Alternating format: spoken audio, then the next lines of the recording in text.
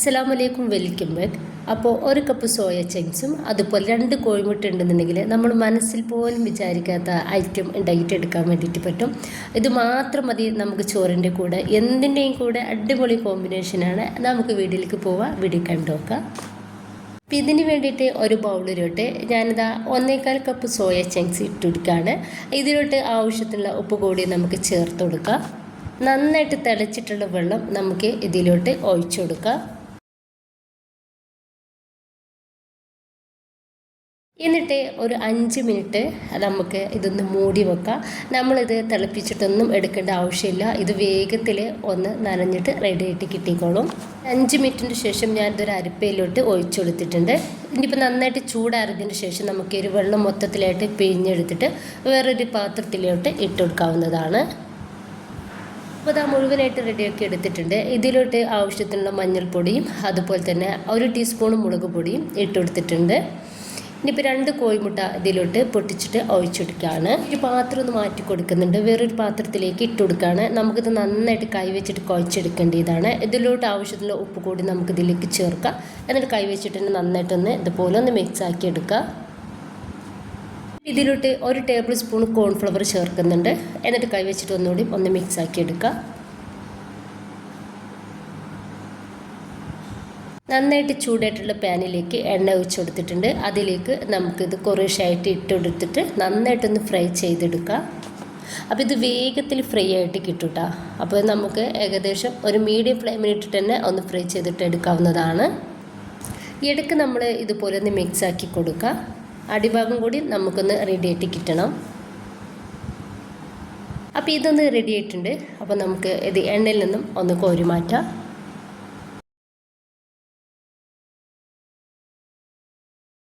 ഇനിയിപ്പോൾ ഞാൻ ഈ ഒരു എണ്ണയിലേക്ക് തന്നെ ഒരു 5-6 വെളുത്തുള്ളി ചെറുതാക്കിയിട്ട് കട്ടാക്കിയത് ഇട്ട് കൊടുത്തിട്ടുണ്ട്. വെളുത്തുള്ളി എന്തായാലും നിങ്ങൾ ചേർത്ത് കൊടുക്കുക, അത് മറക്കരുത്. ഇനിയിപ്പോൾ ഇത് ചെറുതായിട്ട് നമുക്കൊന്ന് റെഡി ആയിട്ട് കിട്ടിയാൽ ഇതിലേക്ക് കറിവേപ്പിൻ്റെ ഇല ഇട്ട് കൊടുക്കാവുന്നതാണ്. ഇനിയിപ്പോൾ ഇതിലേക്ക് ചെറുതാക്കിയിട്ട് കട്ടാക്കി എടുത്തിട്ടുള്ള 2 സവോള കൂടി ചേർക്കുന്നുണ്ട്. അതിലോട്ട് ആവശ്യത്തിനുള്ള ഉപ്പ് കൂടി ചേർക്കാം. എന്നിട്ടിത് നന്നായിട്ട് തന്നെ നമുക്കൊന്ന് മിക്സ് ആക്കി എടുക്കാം. എന്നിട്ട് നമ്മൾ ചെറിയ തീയിലിട്ടിട്ട് 1-2 മിനിറ്റ് ഒന്ന് മൂടി വെച്ചാൽ മതി. അപ്പോൾ തന്നെ സവോള റെഡി ആയിട്ട് കിട്ടിക്കോളും. സവോള ഒന്ന് റെഡിയായ സമയത്ത് ഞാനിതിലേക്ക് 2 പച്ചമുളക് ചെറുതാക്കിയിട്ട് കട്ടാക്കിയത് ഇട്ട് കൊടുക്കുകയാണ്. ഒന്ന് മിക്സ് ആക്കി കൊടുക്കുക. ഇതിലേക്ക് 2 ചെറിയ തക്കാളി കട്ടാക്കി എടുത്തത് കൂടി ചേർക്കുന്നുണ്ട്. ഈ ഒരു സമയത്ത് നമ്മൾ ഉപ്പ് ചെക്ക് ചെയ്ത് നോക്കുക. എന്നിട്ട് ഉപ്പ് വേണമെങ്കിൽ നമ്മൾ ചേർത്ത് കൊടുക്കാവുന്നതാണ്.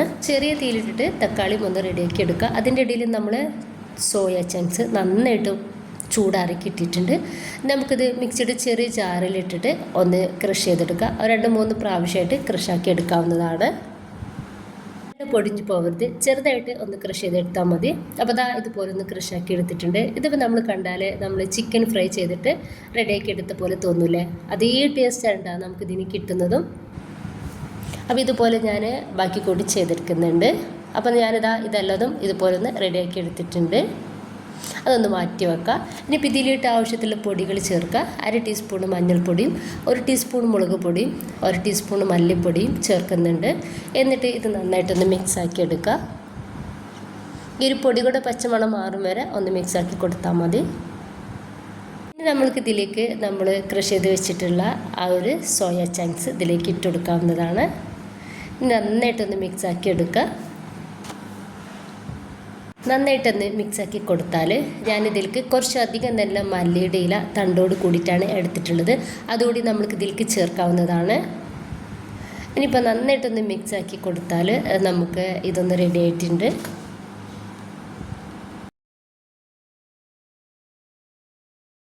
അപ്പോൾ നമ്മൾ എന്നും ഈ ഒരു സോയ ചങ്ക്സ് വെച്ചിട്ട് ഫ്രൈ ചെയ്ത് മാത്രം എടുത്ത് കഴിക്കാണ്ട് ഇതുപോലൊക്കെ വെറൈറ്റി ആയിട്ട് ഉണ്ടാക്കി നോക്കാം.